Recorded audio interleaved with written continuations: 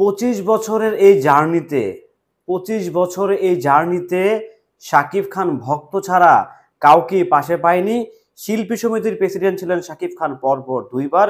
সেই শিল্পী সমিতির তরফ থেকেও কোনো শুভেচ্ছা বার্তা আসেনি, কারো তরফ থেকেই এখন পর্যন্ত কোনো শুভেচ্ছা বার্তা আসেনি। প্রডিউসার থেকে শুরু করে অন্য অন্য যারা অ্যাসোসিয়েশন আছেন, ধান্দাবাজ অ্যাসোসিয়েশনগুলো, কারো তরফ থেকে এখন পর্যন্ত শাকিব খানের সিনেমা ক্যারিয়ারের 25 বছর উদযাপন উপলক্ষে একটা শুভেচ্ছা বার্তাও কেউ দেয়নি।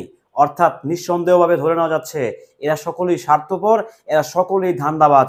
শাকিব খানের নামটা বিক্রি করে খেতে চায়। যেসব প্রডিউসাররা শাকিব খানের নামটা বিক্রি করে খেয়ে কারিগরি টাকা জমিয়েছে, ফেরারি গাড়িতে চলেছে, প্রাডো গাড়িতে চলেছে, বিভিন্ন নামি দামি বাড়িতে তারা থাকছেন, সেই প্রডিউসাররা এখন শাকিব খানকে শুভেচ্ছা বার্তা জানায়নি। যে শিল্পী সমিতির পরপর 2বার রানিং প্রেসিডেন্ট ছিলেন ঢালিউড কিং, দুই বাংলার ভাইজান শাকিব খান, সেই অযৌক্তিক মানে যাদের কোনো কাজ নাই, আসলে সংগঠন নিয়ে মারামারি করা যাদের কাজ, সেই সংগঠন সেই থার্ড ক্লাস মার্কা সংগঠনের থেকেও কিন্তু এখন পর্যন্ত কোনো প্রকারের কোনো বিবৃতি শাকিব খানের এই 25 বছর সার্ভিস ক্যারিয়ার অর্থাৎ সিনেমা সার্ভিস ক্যারিয়ারের একটা বিবৃতিও তারা একটা এখন পর্যন্ত দিল না। হ্যালো এভরিওয়ান, আসসালামু আলাইকুম, শিমুল আছি আপনাদের সঙ্গে। কেমন আছেন সবাই? 1999 সাল থেকে একটি ছেলে মাসুদ রানা নামে আস্তে আস্তে ধীরে ধীরে শাকিব খান হয়ে ওঠেন। শুধু শাকিব খানই হয়ে ওঠেন নয়, এই ব্যক্তিটা কিংবা এই ছেলেটা আজকে বাংলাদেশের দুই বাংলার লাস্ট সুপারস্টার, বাংলাদেশের একমাত্র মেগাস্টার খেতাবপ্রাপ্ত নায়ক শাকিব খান। সেই ব্যক্তিটার 25 বছর সিনেমা ক্যারিয়ার পদার্পণ করেছে।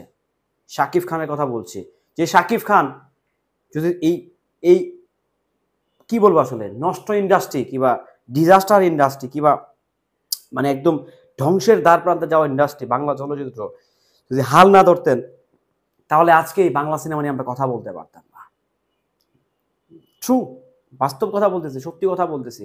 এখন হয়তো অনেকে ভিডিও কমেন্টসে এসে জাত গোষ্ঠী উদ্ধার করতেই পারেন, বাট এই যে দীর্ঘ 25 বছরের ক্যারিয়ারে শাকিব খান, সাকিবিয়ান কিংবা শাকিব খানের ভক্ত ছাড়া পাশে শাকিব খান কাউকে পাননি। তার অনেক শাকিব খানের কিন্তু অনেক উত্থান পতন গিয়েছে, কিন্তু অনেক উত্থান, অনেক পতন, অনেক বিপদ, অনেক ঝাঁঝামেলা গিয়েছে। যত রকমের উত্থান পতন, যত রকমের ঝাঁঝামেলার সাপোর্ট কিন্তু একমাত্র শাকিব খানের ভক্ত তথা আমরাই তার পাশে ছিলাম। চোখ বন্ধ করে বলতে চাই, দাবি নিয়ে বলতে চাই, জোর গলায় বলতে চাই, শাকিব খানের দুর্দিনে সুদিনে, ভালো দিনে খারাপ দিনে সাকিবিয়ানরাই পাশে ছিল, থাকবে থাকবে থাকবে। ঢালিউড কিং, দুই বাংলার ভাইজান শাকিব খান যতদিন থাকবে এই বাংলা চলচ্চিত্রে নিবেদিত প্রাণ কিংবা রাজকুমার হয়ে, মেগাস্টার হয়ে, তার প্রতি ভালোবাসা সম্মান আমরা ক্ষুদ্র সাকিবিয়ান হিসেবে যথেষ্ট পরিমাণ দেখিয়ে যাব। অবাক হচ্ছি একটা জায়গায়, যে শিল্পী সমিতির রানিং প্রেসিডেন্ট ছিলেন শাকিব খান, দুইবার প্রেসিডেন্ট ছিলেন সে শিল্পী সমিতির, যে শিল্পী সমিতির এত উন্নয়ন ঘটালেন, সেই শিল্পী সমিতি থেকেও কোনো প্রকারের কোনো ক্লিয়ারেন্স আসে নাই। দুঃখ দুঃখ দুঃখ, সত্যি দুঃখ লাগে। কোথায় বসবাস করছি আমরা? আমাদের বিবেক কোথায় চলে গেছে? যেই ছেলেটা আস্তে আস্তে আস্তে আস্তে আস্তে আস্তে আস্তে করে করে বাংলা সিনেমাকে এখন বিশ্বের দরবারে নিয়ে গেছে, যে নায়কটা, যাকে নিয়ে আমাদের গর্ব করা উচিত বাংলা সিনেমা ইন্ডাস্ট্রির, যারা হচ্ছে এক টিকেটে 2 সিনেমা বানাতেন, যেসব নায়কটা অশ্লীল নায়কগুলা, তাদের এখন ভাত নাই। কিংবা আরো যারা ক্লাসিক নায়ক ছিলেন সবাই কিন্তু একের পর এক তারা চলে গেছে, তাদের মার্কেট তারা ওয়াশ আউট হয়ে গেছে।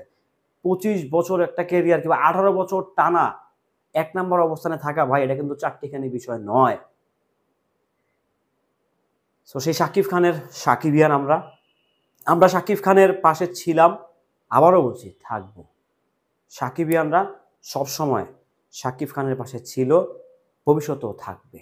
কোন সমিতি কি করলো, কোন প্রডিউসার কি করলো, কোন ফাইট ডিরেক্টর কি করলো, এগুলো দেখার সময় শাকিব খানের যেমন নাই, সাকিবিয়ানদের তেমন নাই। বাট খুব খারাপ লাগলো, সেই জন্য এই কথাগুলো বলতেছি সিরিয়াসলি।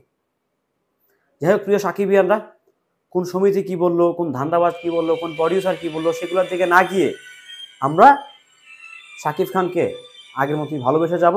ভালো থাকবেন, সুস্থ থাকবেন, আল্লাহ হাফেজ।